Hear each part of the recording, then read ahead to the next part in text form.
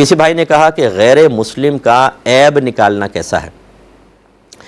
دیکھیں، غیر مسلم کی غیبت نہیں ہوتی، یاد رکھیں، یہ بالکل جائز ہے، غیر مسلم کی غیبت بالکل جائز ہے۔ اصل میں غیبت منع کی تھی سامنے والے کی عزت اور احترام کے لیے، جبکہ غیر مسلم کا ہمارے مذہب اسلام کے نزدیک کوئی احترام نہیں ہے، یعنی اس اعتبار سے احترام نہیں ہے کہ وہ اللہ تعالیٰ کو جھوٹا کہتا ہے، ہمارے رسول کو جھوٹا کہتا ہے، قرآن کو جھوٹا کہتا ہے، کیونکہ وہ اسلام اسی لیے قبول نہیں کرتا کہ اللہ فرماتا ہے اسلام حق ہے، میرے نبی کو نبی مانو، وہ کہتا ہے نہ اسلام حق ہے نہ نبی ہیں، اللہ کو جھٹلا دیا، رسول کو، قرآن کو۔ جو ایسا کرے وہ قابل احترام نہیں،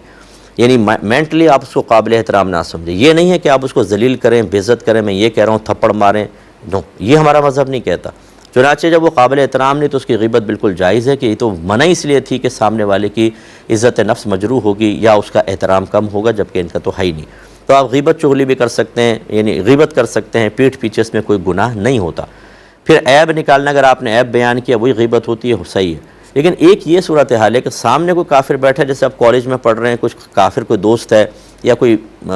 کلاس فیلو ہے مثال کے طور پر، آفس میں کام، آپ ان کا مذاق اڑا رہے ہیں، اس کے عیب نکال رہے ہیں اور اس سے اس کی دل آزاری ہو رہی ہے، یہ ہمارا مذہب اس کی بھی اجازت نہیں دیتا کہ غیر مسلم کو سامنے بٹھا کے آپ اس کی دل آزاری کریں، یہ بھی ٹھیک نہیں ہے۔ تو اس عیب اگر نکالنا ایسا ہے کہ اس کی دل آزاری کا سبب بن رہا ہے تو پھر تو منع ہوگا۔ لیکن اگر وہ ایسے ہی جیسے کھلاڑی ہوتے ہیں یا کوئی اور چیز ہے اور آپ بیٹھ کے دوستوں میں آپس میں باتیں کر رہے ہیں تو بالکل آپ کو عیب نکال سکتے ہیں، اس میں شرعاً آپ کی کوئی گرفت نہیں ہوگی۔